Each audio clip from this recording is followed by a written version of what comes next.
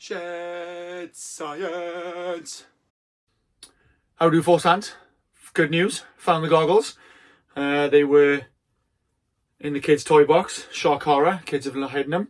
I'm going to put them down actually because they give me a bad head. Right, another look behind the curtain today, guys. Okay, so I'm going to give you a little insight, a little taster of the process I follow, and I'm going to outline the process I go through when it comes to designing programs and general coaching overall of helping people improve, get better, or achieve their aims, their targets, their goals. Okay.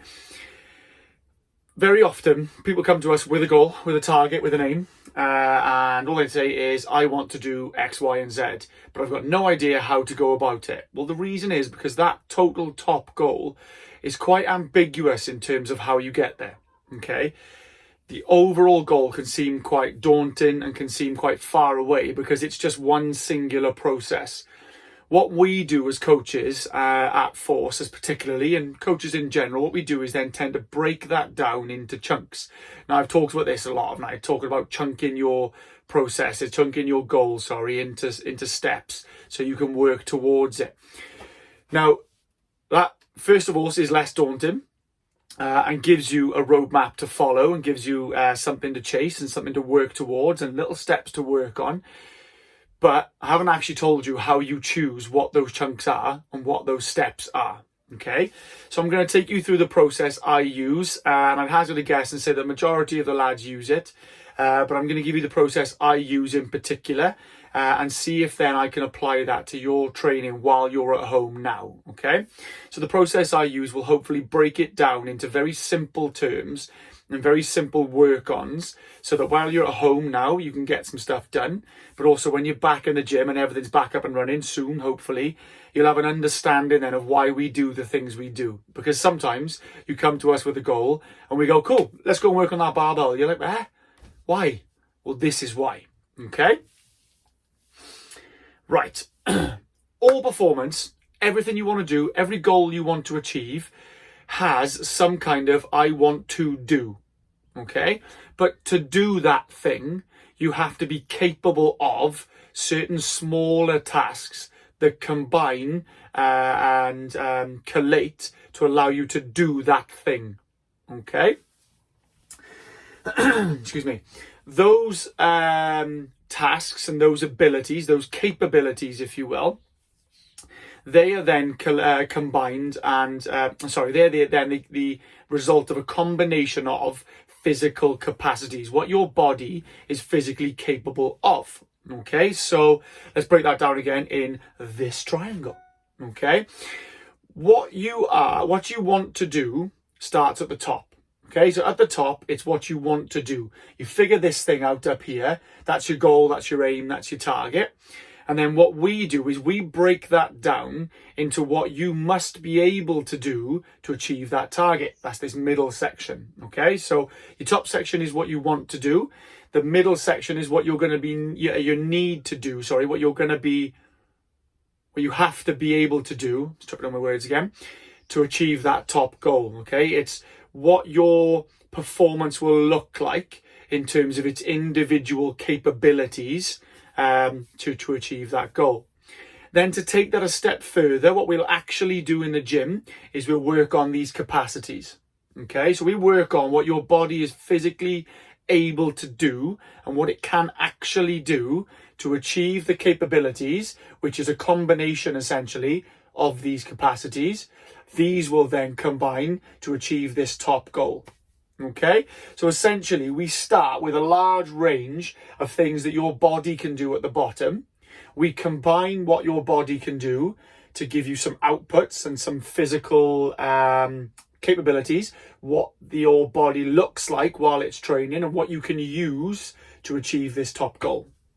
Okay, that still seems quite confusing, doesn't it? I get it. So what we'll do is we'll put that into some physical examples next. So let's take football, right? It's a sport close to my heart. I spent many years coaching it, so it makes sense in my head. I'll use some others in later examples, okay? At the top, you want to be a better footballer, or your son or your daughter wants to be a better footballer, okay? Top goal, better footballer, all right? the capabilities then are the things that will allow you to be a better footballer. So these capabilities in the middle are what it takes to be a better footballer, what you have to do on the pitch to be a better footballer. Okay, so things such as, let me have a look. You need to accelerate better. You need to stop better. You need to turn better. You need to react to stimuluses better whilst trying to accelerate, turn, stop, run, sprint, all these different things. Okay. Some of the key performance indicators of football are somebody who can accelerate and decelerate, change the direction, and repeat that procedure a lot without suffering the impact of fatigue. Okay. That is what it looks like on the field. Okay, they accelerate, they stop, they change direction, they jump, they hop, they skip. All right. Now, what we'll do in the gym as S&C coaches is improve somebody's physical capacities that allow them to start, stop, change, accelerate, run, sprint more effectively on the field. Okay. So at the bottom, we would improve things like their strength, their muscular power, their aerobic capacity, both at a high-end aerobic power and a low-intensity continual effort, because it will allow them to be stronger and more powerful, which will allow them to accelerate and stop more effectively. That strength and power will also allow them to change direction more effectively, because they can apply effort and force more quickly under higher speeds and at higher loads. And then improving their overall aerobic capacity and aerobic abilities will allow them to not only continue a high energy, high output burst, but also recover between bouts. Okay, these are key performance indicators of football. Can you do something that's high intensity? Can you recover from it, turn and go again to chase the ball? Okay.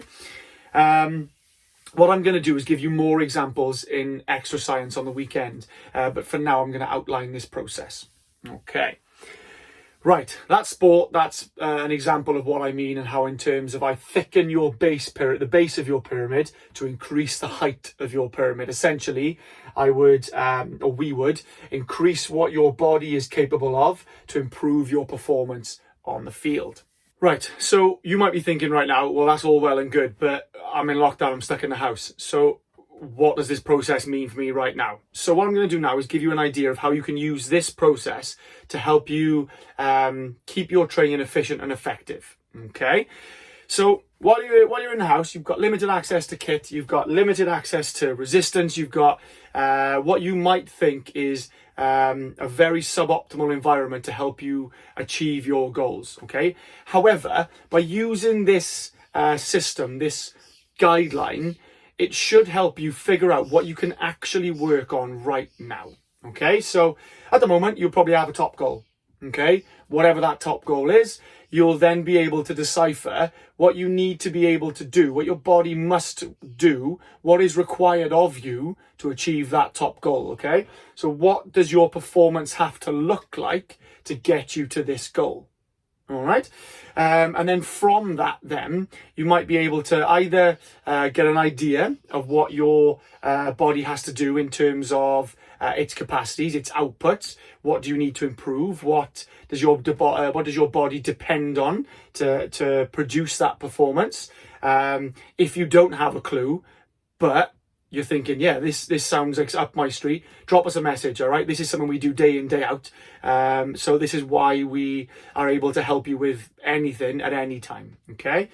But once you've got these three things in place, these three areas understood, you can then choose the ones that are you're able to do right now. Okay, so for example, let's go for a running goal. Let's go for a half marathon. Okay, you want to complete a half marathon in November. Okay, because the Cardiff half's around then, isn't it?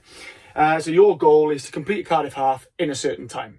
Okay, your body then has to produce a performance that looks like something along the lines of maintaining a running speed, a running pace for a certain amount of time across a distance. Okay, your body must fuel that performance at a pace for a full 13 miles. I can't remember if it's kilometers or miles then.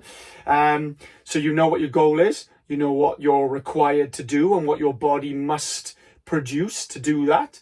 What does your performance depend on in terms of physical capacities? What must your body produce for you to do that? Okay, well, I can tell you now, your body to produce a running speed for an extended period of time utilizes its strength, its muscular power, and its aerobic and muscular endurance capacities. Okay, now the key thing for you to do whilst you're on lockdown, whilst you're in the house, is figure out, or with our help, figure out what you can actually work on whilst you're in the house or whilst we're in lockdown. Okay, so if you've got access to some kit, you can work on your strength and you can work on your power. Okay, you can do some heavy lifts that will tax your neuromuscular system to produce a high level of effort in a short period of time. This will increase the overall effort available to you that your muscles can use step by step whilst running. You could also work on some power. You could do some very quick, very ballistic weighted exercises. Again, if you don't know what they are, ask and we'll direct you in the right direction. And these will, again, help with the effort that is output step by step during your running. Okay. If you don't have any kit, well, then that's narrowing it down what you're actually able to work on while you're at home. Okay. So the process now is allowing you to see what you can actually get done. So you might be able to work on your overall aerobic endurance. You can go out running, you can set yourself a target, and you can see if you can keep increasing the distance you're capable of until you're either at the 13-mile mark or you're able to achieve more than the 13-mile mark. If you want to know why that's important, drop us a message and ask. Okay, or you can work on your muscular endurance. You can hammer your BST sessions, and you can do more than hammer your BST sessions. You can try and extend a period of time that you work for under a moderate to high intensity to bolster and increase your body's ability to deal with fatiguing waste products. All of these things will help you fuel and maintain a higher running speed for a longer period of time. Okay, so as you can see, what we've done is we've started off with your top goal. We've figured out the requirements during the middle, and then we've worked on what capacities and what physical capacities and what physical outputs you're actually able to work on whilst you're at home. Okay, the overall message to this is there's always something you can do at some period of time. Okay, whether you've got access to no weight, whether we're on lockdown because there's a global pandemic, or whether you're injured, or whether you're short for time, there's always something you can do once you know the bigger picture. Okay, and that is what this system of guidelines, this outline process is all about, is developing the big picture so you can figure out the individual steps that need to be taken along the way. Okay, now that is quite confusing. I get that. Hopefully you've taken some information away from that. Hopefully that's given you something to think about in terms of your own training. What I'm going to do is there's going to be no whys or whats in extra science. It's going to be simply some examples of different training modalities, different goals that I will break down into the physical capacities that are available and then what we can do whilst we're at home. Okay. That's going to be a tricky one, but, you know, screw it. Nothing else to do, have I? Right. Happy training, guys. The weather's gorgeous. These will do sod all against the sun. Any questions, let me know. As always, stay safe, and we'll see you soon. Sports science from my shed. Okay.